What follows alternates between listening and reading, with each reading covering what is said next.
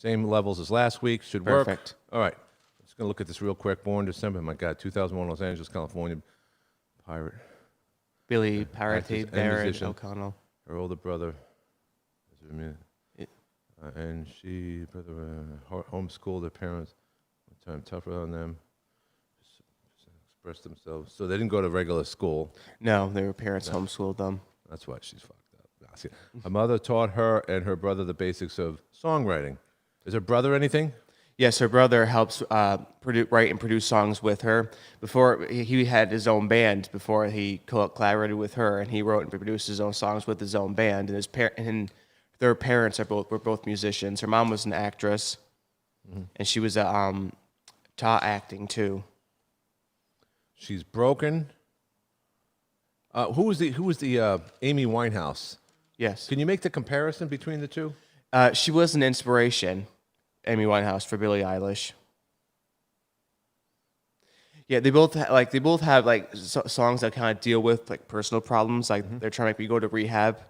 By Amy Winehouse, that was one, and also like she's broken. Like the music, Billie Eilish's music videos tend to talk about like her own personal struggles with depression and body image. I mean, this new film documentary about her life that came out, I believe it was last year, just talks about her rise to stardom, all the struggles she endured along the way.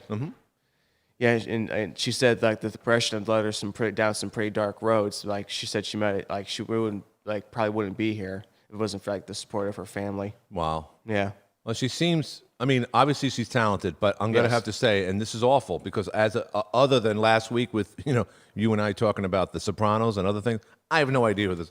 So I'm going to start it off that way as a preface, not to just cure my ignorance, but sometimes that works that way. Where I say, hey, tell me about it, and this helps because I know nothing about her. Anything after 1989, I know nothing about. Once Roadhouse came out, I was done. All right, so here we go. We are recording live and recording, and you're registering. Everything is exactly the way it was last week. We didn't touch this. So let's get into it. Okay.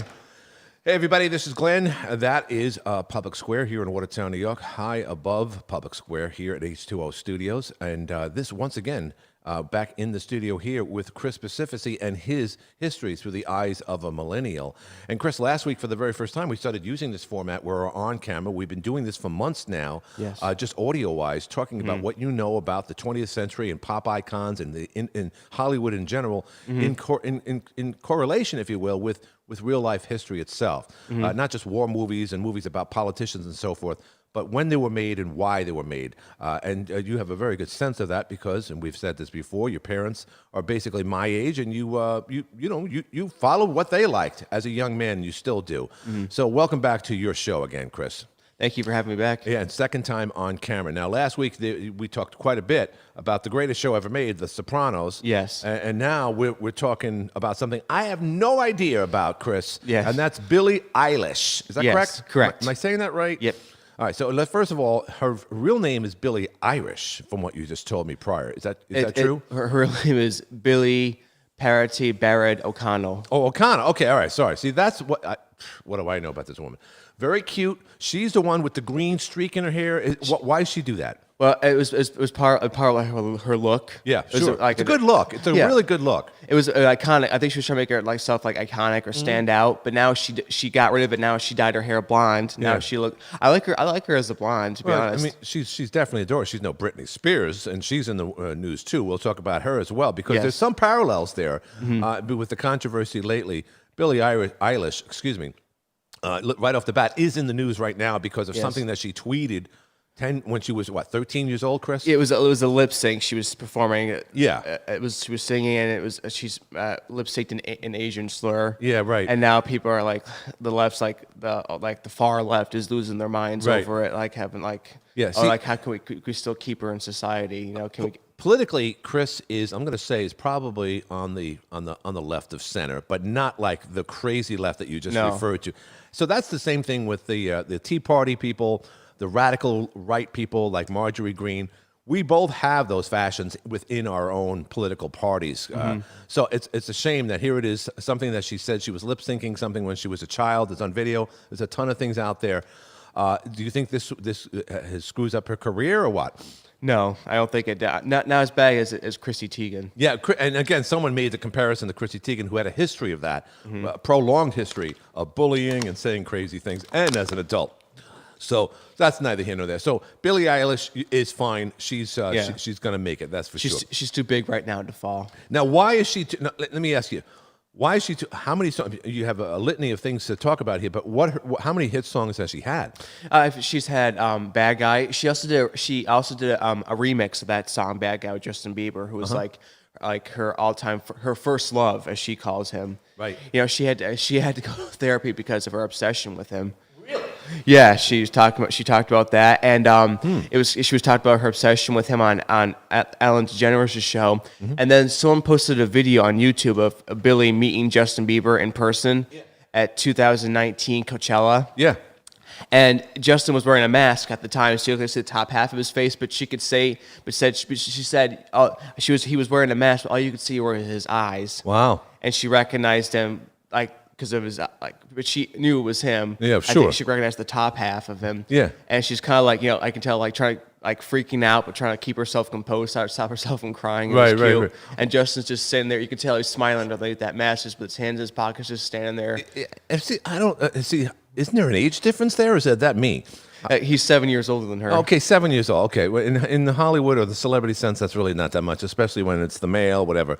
But okay, so that didn't work out then, and did that screw her up or what? No, it wasn't that, but it was her obsession with him. Oh, okay, gotcha. So they didn't go. She was obsessed with him, but they never went out with one another. No, but they met at Coachella, I think, and they collaborated on a remix of a song of hers called "Bad Guy." Oh, okay, it was her first hit. That's her first hit. Now, again, I mean, without knowing that much about Billie Eilish, at this point in her career, is she as big as what Britney Spears was when she first came out in the late '90s? She's the number one best female artist be born in the 2000s that had a number one album, and she's also in the category of best number one single.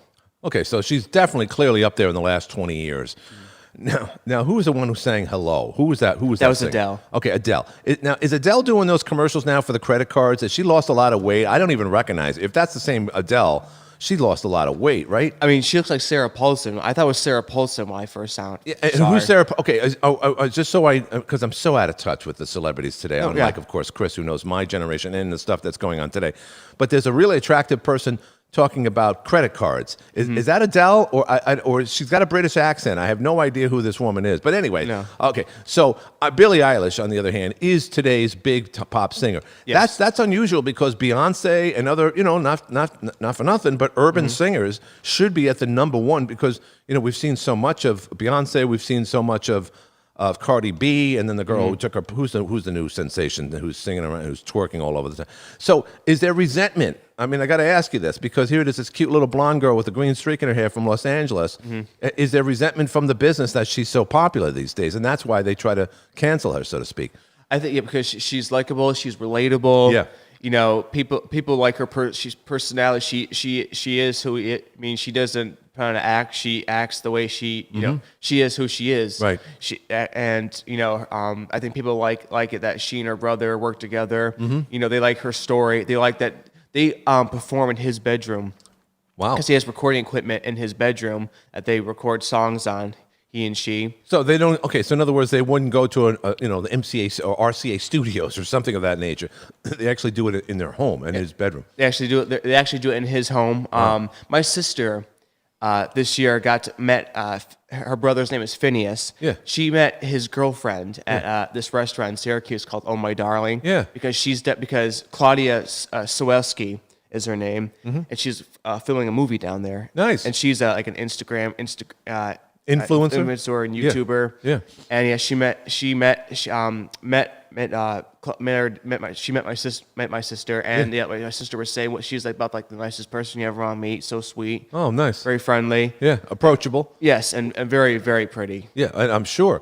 So, okay, first of all, Syracuse is becoming, I'm not saying it's Vancouver or Toronto or Ottawa for that matter, but it's become a pretty decent hub for digital movies in the recent years, Chris. It has, and it's also popular media. Like this sitcom that starred Reba McEntire back in the early 2000s. Yeah. It mentioned Syracuse. The guy who played Brock, Christopher Rich, Yeah. was saying like he was bidding on this his engagement ring. Right. And the only guy who was kicked up a high enough price was from Syracuse. Yeah, wow, that's something. So Syracuse on the map as far as East Coast facilities are concerned. A lot of the stuff either makes it or doesn't make it to Netflix, whichever. Because in this day and age, as you know, I know a young lady that is helping me out, and she's done some productions down there. Vince Vaughn does stuff down there. Oh, really? Tom Berenger has done stuff there. So it's good, but that doesn't necessarily mean it's actually going to make it. It's amazing. If you noted, a couple of years ago, Chris, there was a movie made right here with Talia Shire. It was kind of a sequel to some ongoing storyline. It hasn't. I looked up on IMDb. It's just not there. So when you and I talk about the business, as we see it, of course, it's a tough business. Yeah. A lot of things are made. They often talk about things that are left on the editing floor. Well, sometimes there's entire movies that just aren't seen, Chris. No. And speaking of movies, I never seen that movie. Johnny Depp made a movie that was about Tupac, and he played a cop in it. And that movie is getting pulled Why?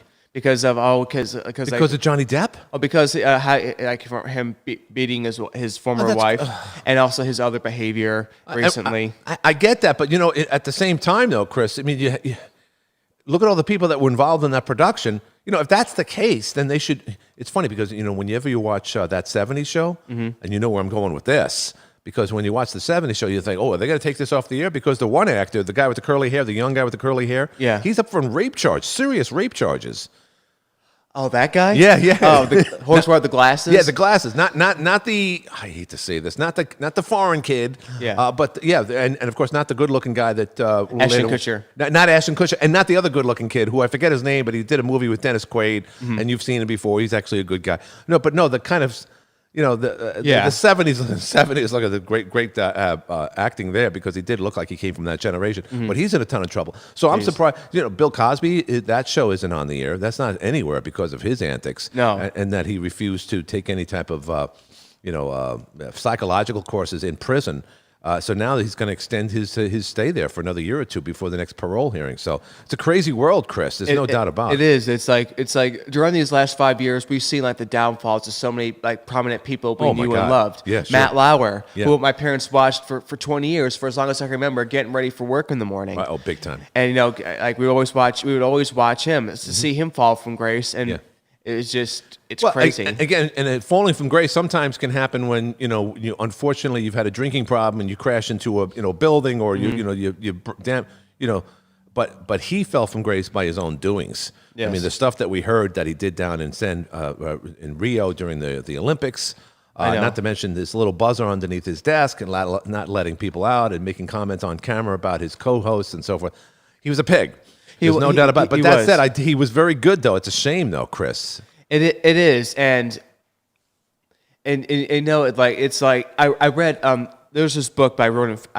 It's a book by Ronan Farrow that talks about the Harvey Weinstein to Catch and Kill. It was about the Harvey Weinstein rape case. Yeah, and it also talks about Matt Lauer. Yeah, he also interviewed Matt Lauer's victims and how interesting. That they were at the Olympics, and I think it was in 2016. Yeah, it was in Switzerland, I think. Oh, okay. Well, no, the Summer Olympics were down in Rio, down in Brazil. I think these were the Winter Olympics. Oh, okay, winter. Okay, yeah, gotcha. Yeah. And Matt Lauer, she talks about how Matt Lauer she got really drunk and Matt Lauer raped her and wow, unbelievable. Not raped her, but kind of assaulted her. Assaulted her against her will. She didn't really want it. Yeah, well, yeah, that's rape. There's no doubt about it. But because of his, he's Matt Lauer. Again, we saw the same thing with Harvey Weinstein. Oh, man. If you're a young actress and you have him, not that ugly, that really attractive guy with no testicles knocking on your door, he wants something because he just made you a star. Yeah. And we hear all the stars with Gwyneth. We don't even want to think about it because, but the fact is, though, Chris, it happened and they got away with it. Steve Shapiro commented on Harvey Weinstein on Joe Rogan's podcast. He said, look, if he said, if Harvey just came out and said, "Look, Yeah. I'm a fat, disgusting bastard. Yeah. But if you have sex with me, I'll put you in the next movie." Yeah, right. I mean, is that right or wrong to be that transparent about? Was that what he was suggesting? That, hey, I'm an ugly guy. I shouldn't have gotten laid, but I created Miramax, and my brother and I are billionaires or millionaires. Yeah. But instead, it's just like it was like, no, I just made you a star. I want you whenever I need you, essentially. And that's the whole thing with the casting couch of Hollywood. He was just a symbol of what's been going on in Hollywood for generations. While other people are dead in their graves, Harvey Weinstein is dying in a prison cell as we speak right now. I know. I mean, how he's hanging on this for this long, I'll never know. But Yeah, one day we're going to find out. Of course, recently Bernie Madoff died in prison. Yes. And then someone else just died in prison. Oh, the guy that killed his daughter or something. The guy from McAfee, the guy who came up with the security system. They found him hanging in his jail cell. Oh, geez. Yeah, because he was going to be extradited, I believe, from Spain. So he knew that the consequences weren't going to be pleasant. No. All right, so Billie Eilish, not to be confused with Billie Irish. And last name O'Connell. Yeah, her real name is Alcano, but Eilish, I don't know if it was one of her middle names that she made into a stage name. Right, so she's definitely celebrating her Irish heritage then, because she Yes. definitely has an Irish name. Not to mention the green. By the way, I still think she should keep the green. If she went blonde, that's a disappointment. And her brother has red hair. Has red hair. Is that Yes. natural? So Yes, it's natural. Oh, good for them. All right, And he's 4 years older than her. and is his career any better or worse than hers, or do they support each other, or they do production together? I don't know what. He wrote and produced songs with his own band before he collaborated with her. Okay. And so he's moved out. He has his own place. He's got, like I say, he has a girlfriend named Claudia Sawalski. Mm-hmm. I don't know if I think he has his own house, and they live together. And she still lives with her parents. Billie Eilish still lives with her parents. Yeah, she said because she feels comfortable. Yeah, and why So she not? feels If that comfortable. enough for nothing. I mean, if you are, especially she's probably the moneymaker in the family at this point, so that doesn't really matter. Plus, there's others. Pete Davidson lives with his mother, doesn't he not? Or somewhere in Staten Island in the basement? Or is I'd that be a surprised. joke? Because there's a lot of people I don't get, and I know we've talked about this. We're talking about Billie Eilish, who's a talented musician and singer. I don't get Pete Davidson, other than the fact that he's just that guy who's apparently has a big ambition and something else, from what I hear. But because of his crazy look, he looks like a raccoon.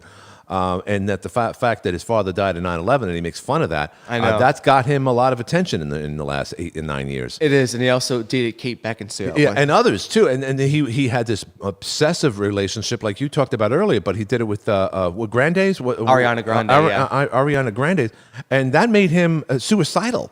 I mean, they were expecting him to wind up dead at any given time. I know, and she was in Syracuse at one time, Ariana Grande, because he was filming a movie down there, Right. And he was saying like, well, man, this is a pretty crappy place. He mocked it. Yeah, he mocked it on the Howard Stern show.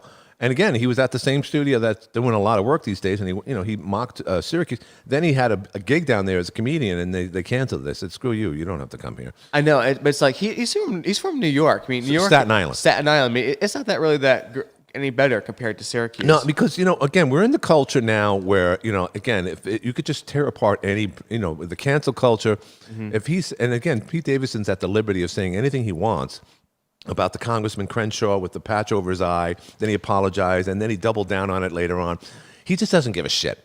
And again, and that's why he has that appeal. Not for nothing, Chris. That's the same thing with Billie Eilish here. Billie Eilish tells it like it is. And she, to some degree, I don't know if she has a substance abuse problem like everybody else, but she reminds me of Amy Winehouse to a degree. Very rebellious. Yes, very rebellious. Kind of like, what's the word I'm looking for? Like her style is kind of like outrageous. Yeah. Oh, it is. There's no doubt. She is like, when she was starting out, what do you call it? Her not sponsor, but she collaborated with Chanel to try to get her own look. Oh yeah. I mean, she has like kind of like a gothic hip hop look. Sure. Whereas Amy Winehouse had like a '60s hip hop. She look. did. Yeah, she did. With A the really big hair. cool '60s. Yeah, right. If you look at old pictures, like a Nancy Sinatra look with the big, big hair, and which, by the way, I love. And speaking of which, the '60s culture. Again, I was young. I was born in 1962, but I it kind of bled into the 70s, and the 70s changed culture like you wouldn't believe. It was the adolescence of the new age. That's when we had tuxedos that were purple and ruffled, shirts and so on. Really awkward. But I just saw a segment on the phone once again the other day from a segment from Bewitched. And Agnes Moorehead, beautiful older woman who played the mother of Samantha, she was at a retail place, and there was this model standing on, and she was a mannequin. Excuse me, but she was wearing like a toga. And again, this is 1967, 66, somewhere thereabouts. Just culture, and the miniskirt was just coming of age in the summer of love in '68. And this, you know how things were, going back to the 60s, you couldn't say anything. You didn't have a bedroom with one, you didn't have bathroom scenes. You didn't have anything of that nature. No. And she wore a toga, this beautiful blonde, and the whole side of her body was exposed, from her midsection to her leg and her hip. And it's like, this is 1967. And again, all the fashions and what Samantha, Elizabeth Montgomery had, of course, who could forget Barbara Eden and I Dream of Jeannie with this, just a great look. I'm sorry for going in that direction, but we have lost that. So when Amy Winehouse, who died like 12 years ago now, she had that look, that twiggy look, but she was a little bit more voluptuous and so forth. I really wish we can go back to that to some degree, Chris. I mean, I've seen pictures of Amy. She looked pretty skinny. I mean, Winehouse. I mean, she wasn't very tall either. I think she was guess like not. 5'5". But she just had that big effect of, she's the big eyes, big black hair, and of course the words that she said. Again, she was here obviously not long enough. She'd still be creating music right now, but she was just so self-destructive that she just wasn't going to make it, I guess, and she didn't. No, I think whatever demons, like whether it be her bipolar disorder, her eating disorder. Yeah. I mean, her brother once said that it's because of her eating disorder that she was bulimic. Yeah. And he thinks that her bulimia weakened her immune system. Probably. And probably the alcohol didn't help. No. And she was so skinny and so small that Was she 27 like all the rest, like Kurt Cobain? Yeah, She was 27 years old. Yeah, she was put into the 27 club. Musicians who die at 27. There's a lot of them. Janis Joplin, if I'm not mistaken. I think Jimi Hendrix. I think Jim Morrison. Kurt Cobain. Yes. Again, it's just a tragic number. I mean, of course, there's scores of others who died right around that age or in their early 30s. I know Keith Moon died in his 30s. John Bonham died. Jim Croce died in a plane crash at 30. Jim Croce died in a plane crash, and Harry Chapin died in a car crash on the Long Island Expressway, going to his own concert. Or how about Billy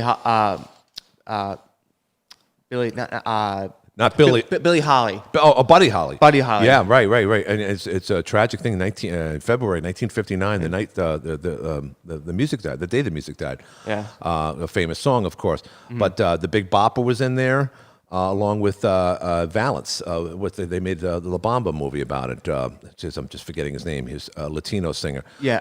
Tragic name. We'll get it, folks. But he was 17 when he died. Was he 17 years old? Yeah. And again, by the way, did you ever see that movie La Bamba? I've heard of it. It was with Diamond Phillips. Lou Diamond Phillips played Richie Valance. Thank you. Richie Valance. Richie Yes. Valance. Yes. So that was a horrible thing. I mean, obviously, we've seen a lot of plane crashes. You mentioned Jim Croce died in a plane crash. Guys like Glenn Miller died during the war over the British Channel in a plane crash. So a lot of people died at a young age, but too often it was by their own cause. But they were so self-destructive with drugs and alcohol, Chris. Yes. But Billie Eilish, on the other hand, has defied all that. She has. And she hasn't gotten into that culture. No, she's defied a lot of expectations. She's different. Mm-hmm. And that's what I love about her. You do really like her. And they were homeschooled by her parents, who, by the way, her parents were also musicians. So, like you mentioned earlier, so it ran in the family. Why did the parents want to homeschool them?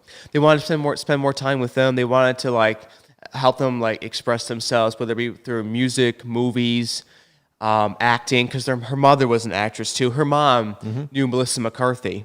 She worked with Melissa McCarthy, and when Melissa McCarthy was on Ellen DeGeneres' show, she and Billy hugged, and she was talking about how she used to work with Billy's mom, Maggie O'Connell. Oh wow, isn't that something? Yes, and it's a cute story. She's a cute person when you get to know her. I mean, she's not what she seems. She's funny. She's she's she's a kid, but she's very, very tough and mature doing this. She is a little outspoken, obviously, but that's Yeah. part of the whole. I guess you have to be, because if you don't, then people start wondering. I compare it to someone who goes into a ballpark with like a football game in Philadelphia, and they're not wearing any indication to whether or not they're on either side of who's playing, and obviously that would be the Philadelphia Eagles against the other team. So the notion is if you go into a stadium like that to see an Eagles game and you're just going in neutral, you're wrong. So I think a lot of people today in Hollywood have to say, "Oh, I got to say something bad about the Orange Man or Republicans." So that's my outlook on things. But it seems like people have to do something, Chris, in order to be identified. I feel like if I was a celebrity and I came out as neutral, like during the Trump administration years, people would come and look at me like, right, that something's wrong with you. I know and you know, I hate that you have to discuss your politics, right? You discuss all your personal feelings and ideas. It's just like, well, so it's everywhere. It's ubiquitous. I mean, right now you put on late night TV, and it's like every network is playing their version of Nightline with a laugh track. So that's the only difference. It's just politics, politics, politics. I know. It's just like, and what was it what was I going to say? No, that's right. When you were talking about being neutral, and yet, if you're a celebrity during the Trump administration, that you have to almost play up to it, like, hey, you have to be on our side in order to stay in our group, so to speak. Maybe that was what was it. It's like all you're doing is like creating resentment. You're right. On both sides. And not only that, and you and I talked about this prior, it has nothing to do with Billie Eilish and so forth, but CRT and everything else that's being exposed in our schools and whatnot, that has a tendency to backfire. So if you weren't racist, or if you didn't have racist thoughts, or if the divisive thoughts about us and them, so to speak, now you will. And I think that's what's happening right now. I think it's being overdone.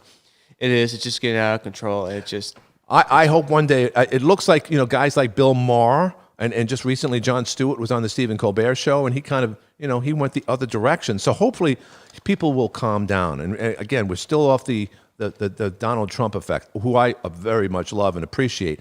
But I know that he echoes in a lot of people's minds. He's still in a lot of people's heads. So we're going to see a lot of divide continuously, unfortunately. All right, so she was conceived.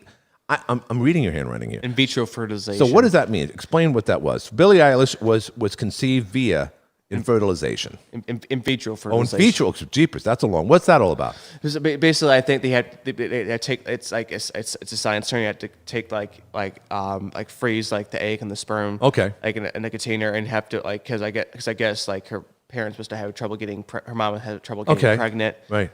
Getting pregnant with her, so they had to. Conceive her via through a lab, through a lab, and they put it in a frozen tank and store it in a freezer. Yeah. And did she have a green streak in her zygote when they fertilized her mom? Just kidding. And they did that, and when she was born, her hair looked like it was her natural hair color. I see it from pictures when she was quite young. Yeah. She looked like she had not. It was kind of dirty blonde hair. Right. But it was kind of had a almost like gold. Huh. Like goldish. It was kind of in between gold and brown. Right. And yeah, her brother was a natural redhead. So let me ask you this: her music? I mean, what does she talk about? And is it the melodies and whatnot? Obviously, that makes her a superstar because it's top 40 stuff. It's played all over the country, all over the world, for that matter. She's an international star.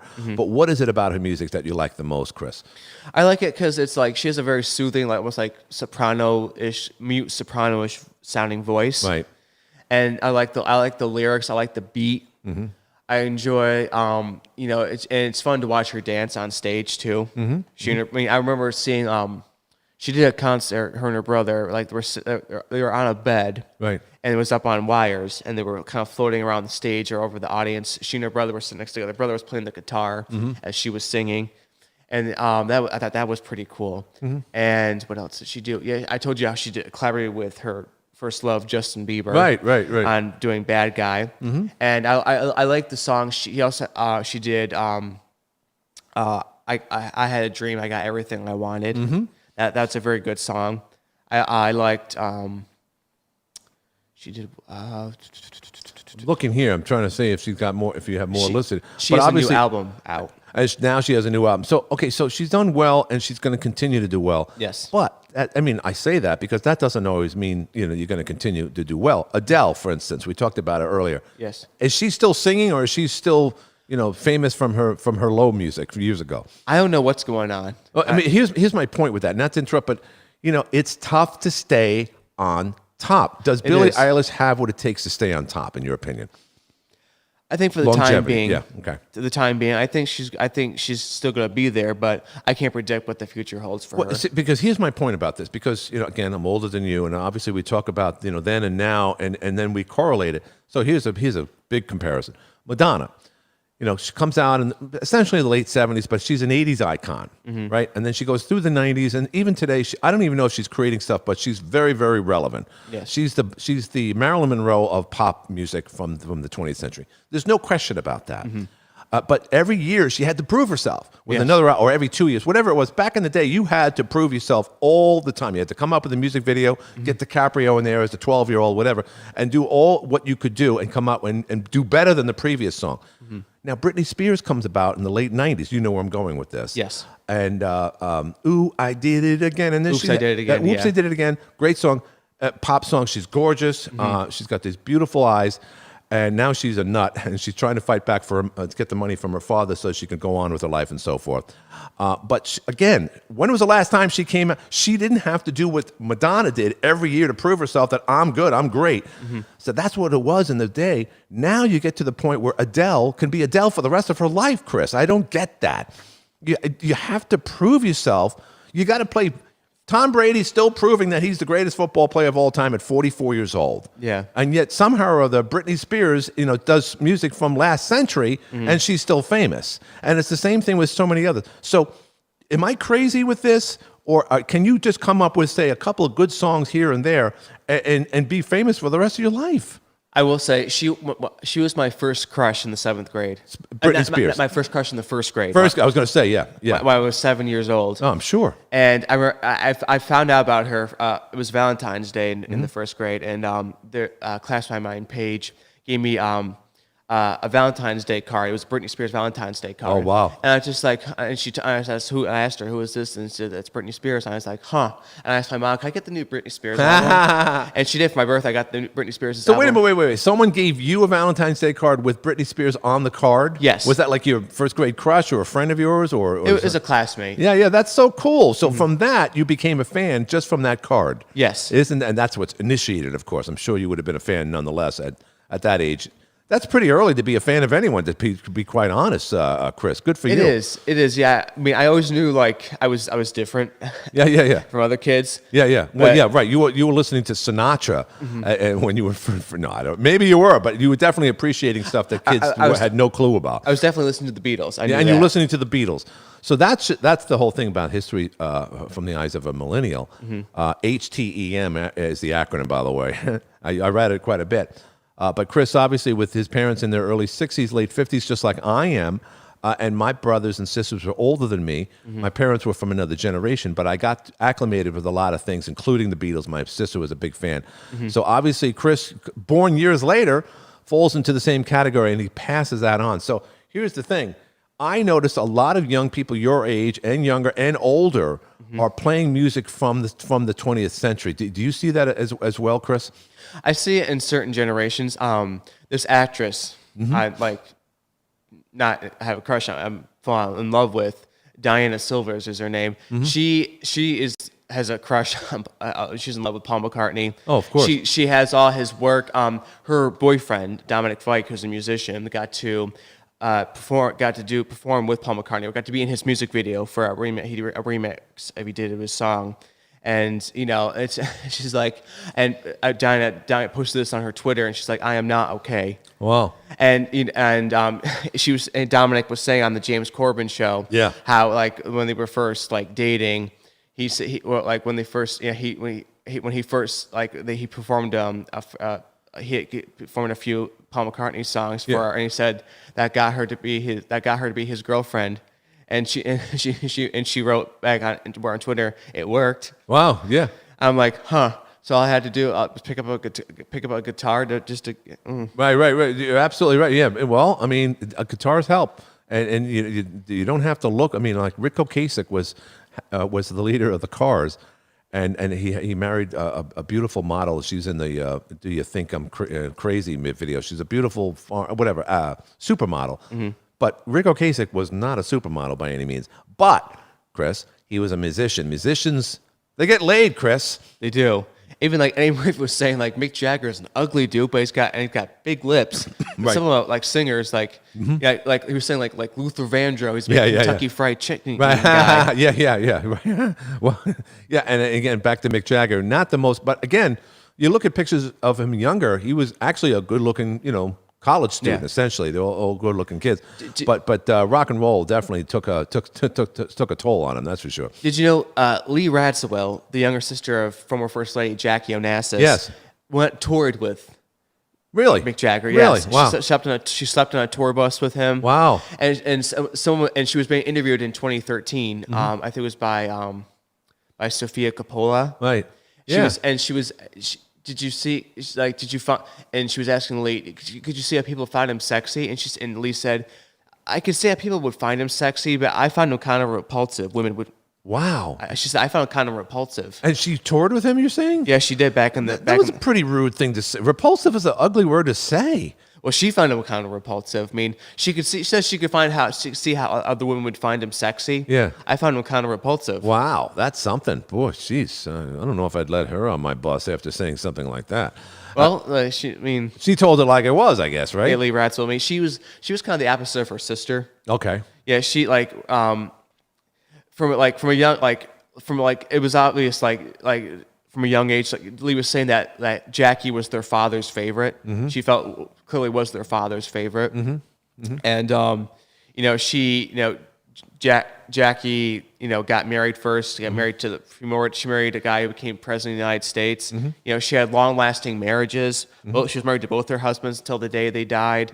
Wow. She has successful careers. She was she was a journalist before she became a wife. When Aristotle Onassis died in 1975, she got you knew that. 1975 he died. Incredible. Go ahead. She got $26 million from him. Yeah. When her husband, Prince Stanislaw Radziwill, died in 76, he was pretty much like bankrupt, and he left her and the children she had by him no money. No money at all. And so they had to live modestly. Wow, isn't that something? Yeah. And so as Aristotle Onassis died in 75, so that means that Jackie Onassis, when they got married, they weren't together that long, because when did they hook up? 68. So, okay, 68. Okay, 7 years. Gotcha. And there's a famous photo of her naked or topless on one of his boats from some photographer back. And yes, they did it even back then. So you could say that Jackie Onassis, Jackie Kennedy, was in essence the first Princess Di of her time, as far as the paparazzi was concerned. Yeah, she predated Princess Diana. No doubt about it. And then, of course, there were others who had paparazzi, but not to that effect where they would stalk people. Cameras got better, telescopic lenses and so forth. And again, the tabloid business got bigger and better too. But today, it's off the charts. And like what Dana, not Dana Carvey, but Eddie Izzard. Yeah. Was saying people always taking pictures of Diana on a boat near a boat. Right. And with her with her most current lover, who was an Egyptian prince. Right. Prince. Right. Yeah. And it's just like she was being hounded by all over the place by the paparazzi everywhere she went. Someone took a photo of her holding two kids, but they could see, she was wearing a skirt and the sun was reflecting through it, and they could see her legs. Oh wow. And this is Diana you're talking about? Yeah. Boy, I'd like to see that, because she was gorgeous. I just love Diana. And she was living in a flat. She came from the British nobility, and she was living in a flat. She was a school teacher before she married Charles. Right. And she was being it was just It was sad. And again, I know we talked about this, but I saw the one. I don't know if it was Showtime, whatever. It was called just Princess Diana, I think the name of it. There's been so many movies. Naomi Watts played her. Did you see that one with Naomi where she played Diana? In The Crown? Was it The Crown? So maybe, wait, hold up. I might be wrong. But it was the one where the one guy that she was with was also in the Island show about Lost. Was it Lost? He was one of the members of that. But he played the romantic romance that she had with a doctor. Yes. And anyway, Dodie. Dodie was. Oh no. Dodie. No, he was the one whose father owned.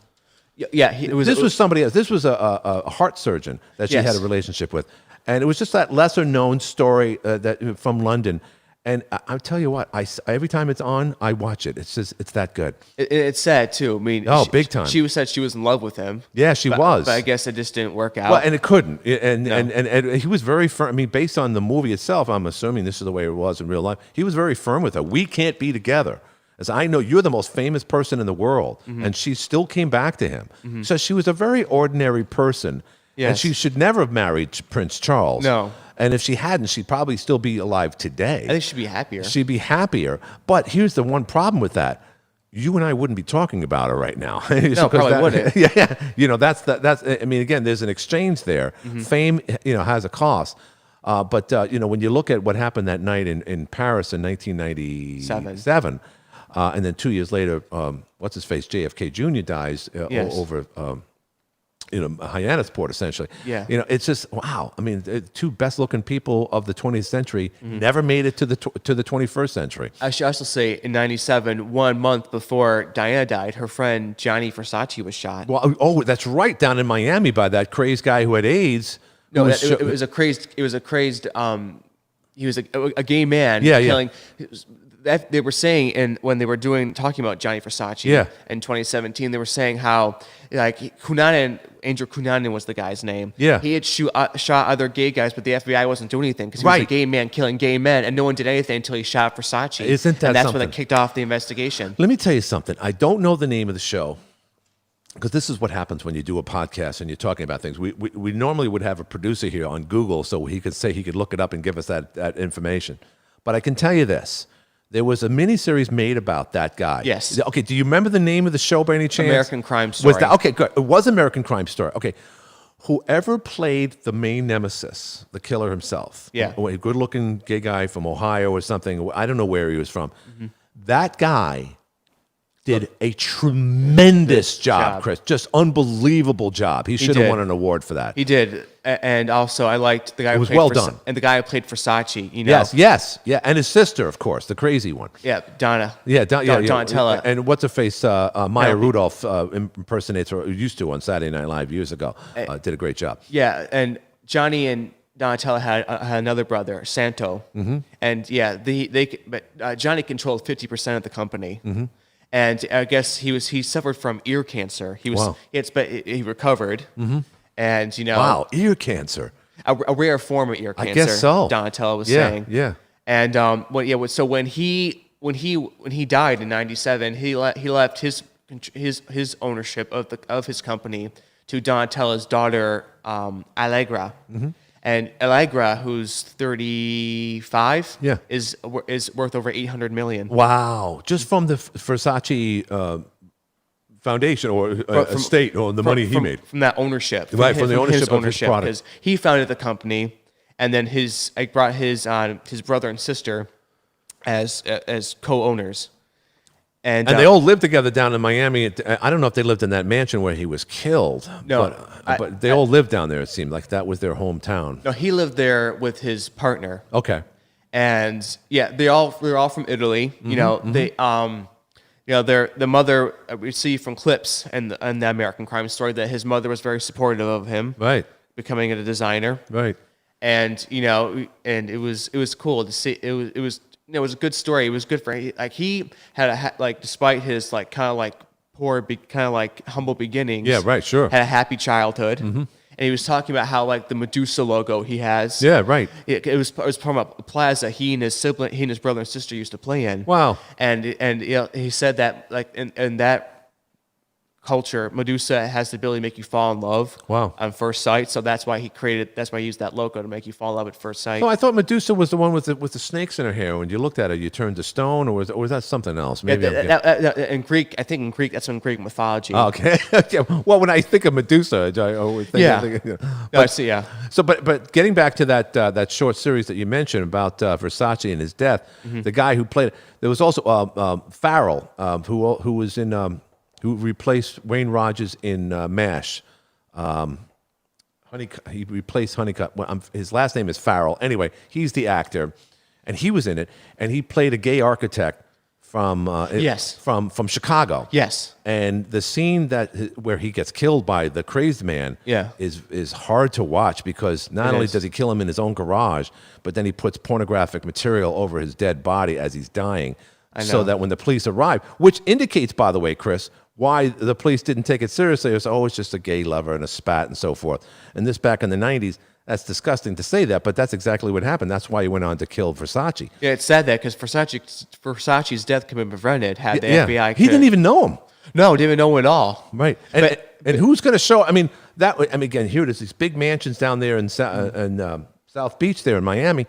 Who's going to show up at their door after that when the doorbell rings? Right, but in the series, it seems like they kind of met one another at a gay nightclub in Miami too. But that was the only interaction he seems to. And Versace's like, yeah, right. So, but was it true that the guy who was on the tear, did he have AIDS and he was just, or was that a fallacy? I think he was just on a tear because he was angry at the world. He was HIV positive. He was going to take it out on everybody. And we also see that his father, who was a stockbroker, I guess was like a swindler. Right. Okay. He told his father was a con man. Basically, that's how it kicked off. Andrew kicked off his life as a con man. Wow. As well, lying to people. He was a compulsive liar. Yeah. Right. Like his father. Yeah. He went from working at Merrill Lynch to this low level brokerage firm, and he fled. Mm-hmm. And we see in the series that he worshipped his father, looked at him as the ideal parent, and then he comes to find out that everything knew about his father was a lie. Wow. And it's like, imagine that. Yeah, sure. And it obviously just destroyed him. I think that's what kicked off his, he couldn't take the truth. Right. So what does he do? He goes off and kills other people. And unfortunately, that's exactly what a lot of people do. And when we see mass murders, they're upset about something. They lost their job. They're not happy. So they have to take it out on everybody else. Do you think that was the case with the Capitol riots? Well, yes, but they didn't kill anyone. In fact, one of their own got killed by a police officer on the Capitol Hill, and nothing's been done about that. But in short, Chris, I mean, we're talking about the so-called insurrection on January 6th. Bad timing, by the way, because it was the very next day was the vote off down there in the runoff, I should say, down in Georgia. But again, a lot of people just aren't settled with the 2020 elections. And I'll be real quick about it because this is Chris's show. But I think at the end of the day, it's like, everyone said Donald Trump's not our president. The Russia collusion, all this other stuff, that was nonsense. But one thing we have to accept is that the first time in our existence that we had more votes done by mail-in ballots than any other time. Mm-hmm. So there's a big variable right there. And yet we're not supposed to say anything about it. So on January 6th was the day that I believe Vice President Pence could reverse the process by signing a document. He wasn't going to do that. But that was the big push. The internet got people down there. They got into the rotunda. They got into the Capitol building. And unlike all the other riots and so forth that we saw in Portland and all over the country in the summer of 2020, not one statue, not one bust, nothing was toppled. None of those priceless paintings were. They went in there. They threw a couple of smoke bombs in there to get them out. They were out in a couple of hours. Was it an embarrassment for America? Yes. But was it as bad as 9/11, like Anderson Cooper suggests? Not even friggin' close, Chris. No. And they smothered feces on Nancy Pelosi's office walls. They smashed her mirrors. There were some people, and Nancy Pelosi's a big target. I get that, but there were some people, and a lot of those people are still in jail. And we deserve it. Well, I know, but at the same time, though, Chris, there's a lot of people like the Chewbacca guy. Although he doesn't look like Chewbacca at all, they call him the that. QAnon shaman. Yeah. There's video of him being very passive. I know he shouldn't have been there. No one should have been there. No. But these are not America's most wanted. What they did was stupid, but now New York just let out all the rioters last year for throwing stuff at cops, burning buildings down, creating crime. Now we see people shooting each other in broad daylight. We have a real crisis on our hands. And no, Chris, it wasn't the people who created the so-called insurrection. They were idiots for doing that, but at the end of the day, we can move on from that. I do agree. They're just people who aren't happy with their lives. They're not happy with their unhappy. And by the way, there were a lot of I know people that were there, and they are not. Sometimes you relate this to people that just are floundering in life, aren't going anywhere. No, these people have their act together. There were a lot of people that just were unhappy with that, and they made a statement. For those who, there was one country star, or he was not a country star, but a up and coming guy. He admitted that he was there, and he was canceled. I mean, he was there. He wasn't in the Capitol building. He was there. He was like, hey, yeah, we should protest this as an American because that's our constitutional right. And his career is in shambles with that. So the cancel culture is here. I mean, we talked about it before. John Voight was Billie there. Eilish. Yeah, John Voight was there. I mean, but he's John Voight. No one's going to cancel him. Yeah. He played FDR for crying out loud. I wonder what. To this And day, other things. To this day, I wonder what Angelina Jolie's mom saw in him. Okay, wait. It's funny because here's what's happening. Let me just say. John Voight, one of the greatest actors of all time. There's no question about it. He did a lot of great movies. In his career, though, from the 80s, 90s, and through, for a big part of this 21st century, he did nothing. But that said, his body of work has already been done. He was in Deliverance. He did Coming Home. He did scores of other movies, the Runaway Train. All these movies were years ago. So at one time, yes. And so when you have this average-looking guy, and then he has this most beautiful daughter, who are estranged, by the way. Apparently they don't talk to each other. But he had her back, I'm assuming she was married, born in the 70s. How old is Jolie? Yeah, she's born in 75. 75, just around the same time he did Coming Home, or maybe a year before, a year or so later, or whatever. But yeah, I mean, he was a star, just like Pete Davidson could have had sex with Adriana Grande, but really shouldn't have, unless he was, because stars get laid. So John Voight found a beautiful woman. And I don't know her. I'm sure she's gorgeous, Chris. Angelina Jolie's mom. And then Angelina Jolie comes out and she does that movie about the drug addict on HBO. And then the rest, as they say, is history. But here's another thing about Angelina Jolie. When was the last time she did a movie, Chris? Well, she did do one. Those Who Wish Me Dead. Okay, was that recently? Yes, it's coming out. Okay, because she's been really preoccupied raising her adopted children from Africa and whatnot, which is great. Was she married to Brad Pitt or not? Yeah, for about 5 years. Was it that long? And of course, that was a big breakup because he used to be with Jennifer Aniston, and she's America's sweetheart, but Angelina Jolie is better looking. I couldn't figure that out. Jennifer Lopez is now back with Ben Affleck. I can't keep it straight anymore, Chris. I know. Can you believe Jennifer Lopez is back with Ben Affleck? I mean, I don't really care, but I mean, what's the deal? Why can't she find love? Or for that matter, Jennifer Aniston. How many Jennifer Aniston movies have we seen with this girl that can't find love? She's the prettiest girl on the planet, for crying out loud. I'm not buying into that. She was anymore. one of the biggest hit sitcoms in the 90s and 2000s. Yeah, and by the way, Friends, great show. I Yes. didn't see it. I wasn't a big fan of it when it was out. Same with Seinfeld. I don't know what it is. It's a typical New York thing. When you're from New York, you have a tendency not to watch New York shows. I don't know why. Seinfeld was okay to me. It was funny. I hated Kramer's character. I really loved Kramer's did. character. Why did you love Kramer's character? He was just stupid and funny. It's so much fun to watch. His actions, like, Yeah, and he overdid it because that to me is overacting. And if you see the older episodes, he's more refined. The same thing with Maureen Stapleton, who played Edith Bunker. Am I getting that right? Is it Jean Stapleton? Jean Stapleton. Jean Stapleton. And her sister, well, I thought it was her sister. I found out recently it's not, but whatever. There was a Maureen Stapleton in Airport. She did a lot of other things. Queen of the Stardust Ballroom, which was shot in my hometown in Woodhaven, Queens, back in the day. But Jean Stapleton, if you watch the original, their first 2 or 3 seasons of All in the Family, she was very, Archie, and then at the end of it, Archie. So she extended it. She went into this whole crazy thing. That's exactly what Kramer did. What's his name? Michael Richards. Yes. Where he knew the audience, he was feeding off the audience, and he was a hog. He was taking it over. So in the beginning, he would slide into Jerry's apartment, but at the end, he was, and then he made a fool of himself in California about a couple of years after the show was ended. Although Larry King thought it was canceled, and then he starts using the N-word on the stage. Do you remember that at all, Chris? No, I don't really care about their lives outside the show. I just care about their lives. I just care about what, Well, true. It's a good point, but that really, I mean, that cut his career back because he overreacted. A couple people were moving around on the balcony, and he started yelling the N-word during a show. So anyway, those are the shows that are very famous. Friends, the Friends reunion apparently is coming out. I don't know if you saw that, but Jennifer Aniston and all of them. I look back at that show and I wish I was a fan of it back then, Chris, because it was a very good show. There's no doubt about it. It was a good show, very well written and so forth. Chandler and Matt LeBlanc's character. They were the best. What about is okay, so yeah, Matt LeBlanc and Chandler, were they roommates? Yes, they were. But I really like what's his name? Schwimmer. What was his character's name? not Rob. Ross. Ross. Yes.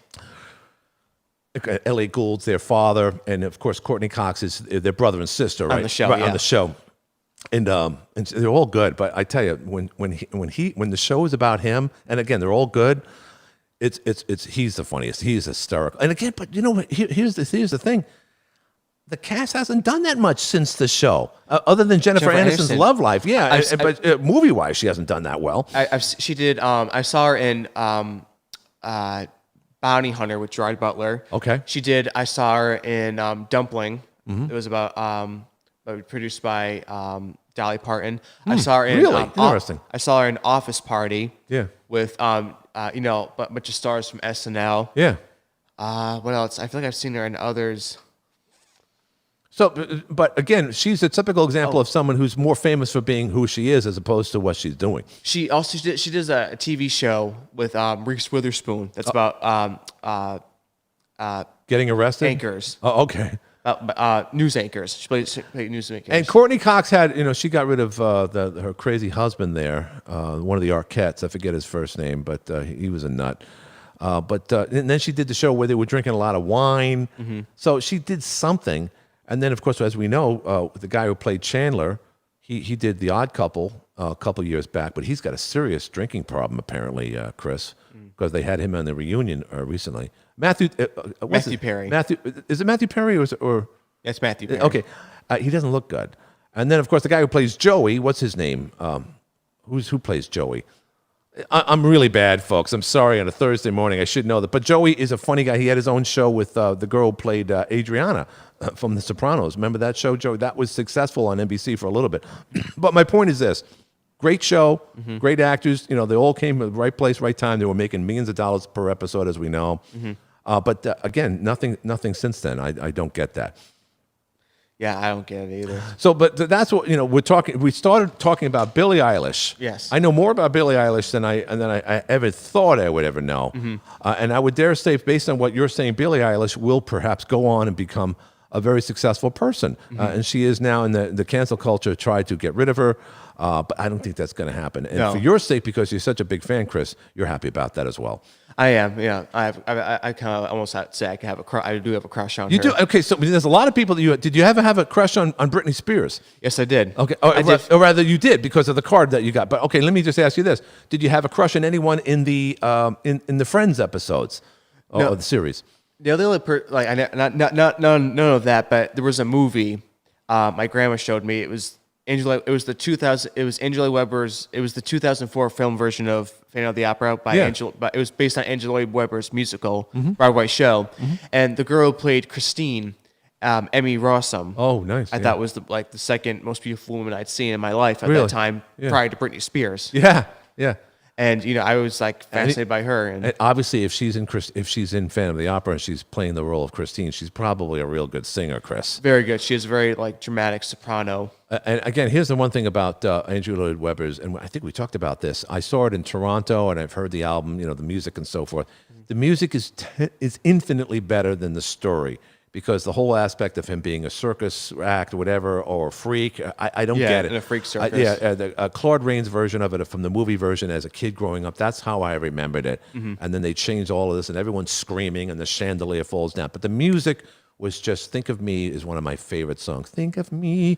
Yeah. And how they go back and forth and so forth. I like Andrew that. Lloyd Webber, one of the greatest of all time. That's for sure. Yes, I liked that. I liked Masquerade. Yes, Masquerade. And I liked The Point of No Return. Point of no return. And of course, who could forget right here, Chris, as you may or may not know this, there's a lot of people who played the Phantom, but one of which, did it in Broadway. His name is Ted Keegan. Yes. Played the Phantom. And I had an opportunity to speak to Ted last spring when I was doing something for the DPAO.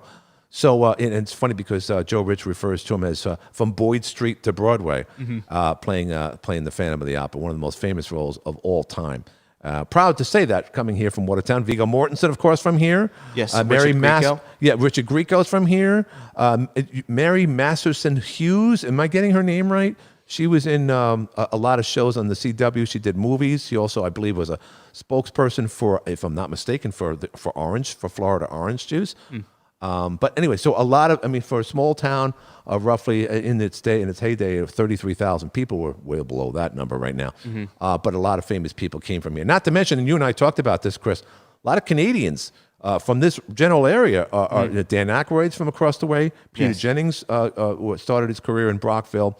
And who could forget, what's his name? Ryan Gosling. Yes. He's from Cornwall, Ontario. And Nina Dobrev. She played Elena and Catherine the Vampire Diaries. Interesting. And she just done other TV shows. I think it was for Halloween 2000. It was for Halloween 2019. She dressed up as Billie Eilish. Really? Yes, back when Billie still had like the green, the green top and the black hair. Right. Look. Yeah. Yeah, she did that, and she had like the black tears coming down, Right. she had in that music video. Yeah, she did that. That was a cool. Yeah. Oh, by the way, who could forget? Grace Jones came from Syracuse. Bobcat Goldthwait came from Syracuse. Jeff Really? Altman's from Syracuse. And, of course, the big names from Syracuse, there's two of them. Richard Gere is from North Syracuse. He visits his mom, apparently. I believe she's still alive. And also, I don't know if he was born there, but Tom Cruise lived in Syracuse. His father was in the Air Force, at the Air Force base over there, I believe in Rome, if I'm not mistaken. Wow. So there's a lot of influence. But again, people got to live. People got to live somewhere. Yeah. Viggo Mortensen, as we know, we talked about him at length in one of the episodes. Born and raised here, went to Watertown High School, and he's having a tremendous career, needless to say. Although he is still yet to, he's been nominated at least twice for Best Actor, still hasn't won it. He came out with a movie about mental illness or whatever. I don't know if that qualified for last year or this year, but eventually, Chris, there's no question in my mind that Viggo Mortensen will win Best Actor because he's one of the best actors today. There's no question about it. He will one day. Yeah, we'll look forward to it. All right, so Billie Eilish, I think we covered the bases there. Yes. And a successful career ahead of us. But as you know, we went off the beaten path here and there. A little bit of Britney Spears, a little bit about hometown heroes, this, that, and the other thing, some politics as well. That's what we do, history through the eyes of a millennial, otherwise known, of course, as Chris Pacifici. And this is our second one on video, Chris. You like it? I do. It's fun. That's awesome. So we're going to sign off now. This is episode number 14, if I'm not mistaken, Yes. Chris. Number 14 in the book, second time on video. We're going to sign off. That is Public Square. This is H2O Studios here high above Public Square in Watertown, New York. And for Chris Pacifici and his history through the eyes of a millennial, I'm Glenn Curry. You have a great night. You too. Thank you.